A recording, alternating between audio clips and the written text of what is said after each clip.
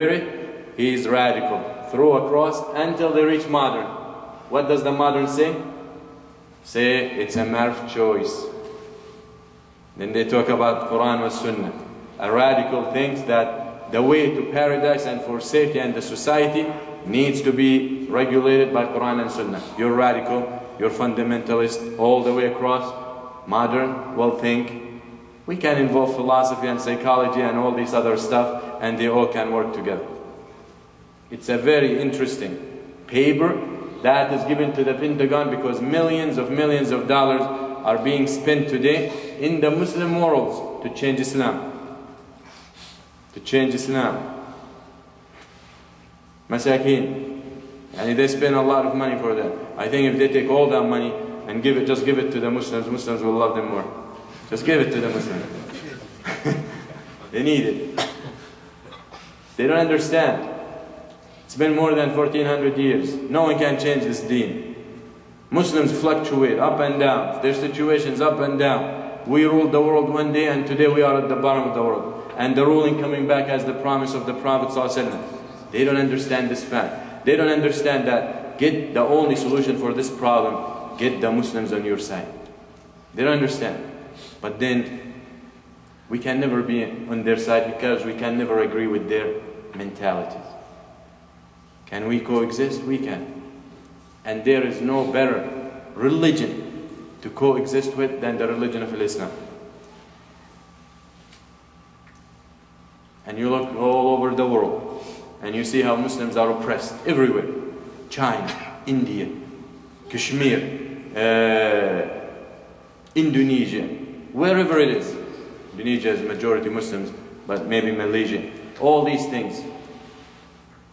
Bosnia, Kosovo, all that. The world, the West. Look what's happening to the Muslims in Europe these days. Oppressed. But on the other hand, or Palestine, I should not forget. Well, very much we are the minorities, or the Palestinians are minorities now in there. Everything is controlled. Everything is controlled. And our friends are fighting for Dawla. Who's going to be the president? Well, over what? Okay?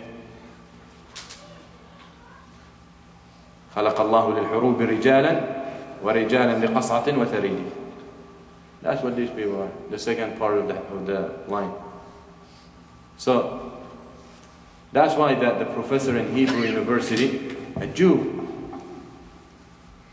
and he writes about that coexistence. He said there was never, ever better symbiosis, and symbiosis meaning coexistence, between two religions than, or for the Jews, to live in safety and in a good haven and to be practicing their religion the way they want, than the one that existed in Muslim Spain. In Muslim Spain.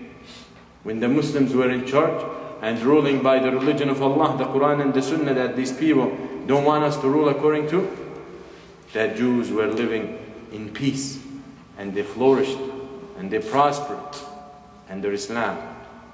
Under Islam. Who gave the Jews that west wall to cry on and weep in Quds? Unfortunately, the Muslims. This wall that you see them shaking, right?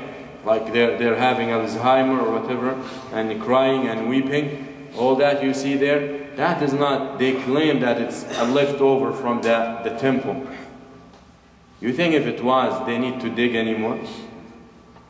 That would have proved enough for them to destroy everything around. It's not, that is a wall from the masjid of the Muslims, was given to them as charity to practice their religion. And today they want to claim the whole thing. Those are like lafa'i. Hayya, the snake. Snake doesn't dig her own hole. Snakes go where they find a hole already there and they take over. That's how these people are. So very important. We understand. So going back to Rabi' ibn Khuthaym, the people around him, they said, we have to corrupt Rabi' ibn Khuthaym. So they bring beautiful woman, غانية. And الغانية هي من استغنت بجمالها عن المحسنات. الغانية is a woman who doesn't need anything to beautify it. She is beautiful by nature.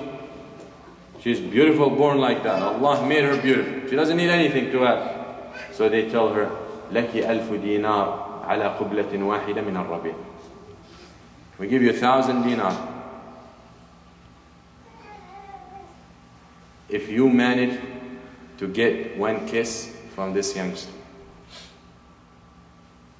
She said, only a kiss? I'm gonna get him to do this and this and this. So one day he's coming back from the masjid. In the middle of the night, dark, alone, she exposes herself to him. She jumps in front of him like shaitan. Exposes her beauty. Mahasin, a young man who might be the shahwa, might be kicking. And here's a beautiful woman in front of him. So he looks at her and he said, كيف بك لو نزلت الحمى فغيرت ما أرى من بهجتك ولونك أم كيف بك لو جاءك ملك الموت فقبض روحك أم كيف بك لو وقفت عند الله تسألين كيف بك. He asked her, what would be happening to your body and your beauty if Allah infect you with cold? If you get a fever, this will change your look. You think you will be happy to show your body like that? He said, what would you answer and what would you do if the angel of death comes to take your soul? And what would you do if you stand before Allah and ask about what you've done? فصرخت صرخة ثم ولت هاربة حتى أصبحت عابدة وسميت بعابدة الكوفة. When she heard these words from Rabi', she ran away and she screamed and she returned to Allah subhanahu wa ta'ala until she used to be described, and they gave her the name, the worshipper of Al-Kufa. The worshipper of Al-Kufa. Kufa is a city in the Iraq. The worshipper of Al-Kufa. With words. You know what they said? The people who sent her, when they found out what happened to her, they said, لَقَدْ أَفْسَدَهَا الرَّبِيعُ عَلَيْنَا. They said, we sent her to corrupt him, he corrupted her. For them, that is corruption. And that is the fact.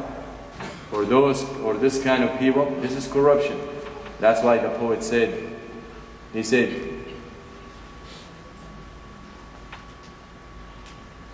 wait a minute.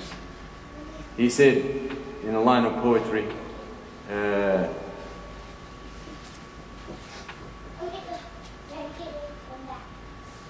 it doesn't come to my head right now, but the meaning is, he's talking about honey. And he says, honey, that sweet fruit, right? If you like it, you say it's the beautiful and the sweet product of this miraculous creation of Allah. And if you don't like honey, you will say it's the vomiting of these insects. The same thing, described completely two opposite ways. In شئت قلت داقي الزنابير, the rest of the line, whatever. So the point is, for them, that is corruption. And you can take that and apply it to today. And you will see, when a person comes to the masjid, for some people that is corruption. When a woman covers herself, for some people that is corruption.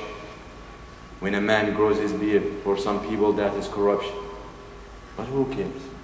Just look at what Allah subhanahu wa ta'ala says. And what the Prophet sallallahu alayhi wa sallam advised. من أرضى الناس بسخط الله رضي الله عنه من أرضى الله بسخط الناس رضي الله عنه أرضى عنه الناس. He who pleases the people and as a result anger Allah subhanahu wa ta'ala, then Allah will be angry with him and will make people angry with him. For fact, you will never be able to please everyone. You can't. You can't please everyone. Like the man who wanted to sell his donkey. And he takes his son to the marketplace to sell that animal. They need money. They need flour. So the father rides and they're walking and they pass by a group of people. The father riding and the kid pulling. So they say, look at that hard-hearted father. He rides and he let his little son walk. So when the father hears that, he gets off, he puts his son and he pulls. He walks. So then they pass by another group of people. They say, look at this disobedient son. He rides and he lets his father walk. So the father thinks, and he said, then we both ride. So they passed by a group of people. They said,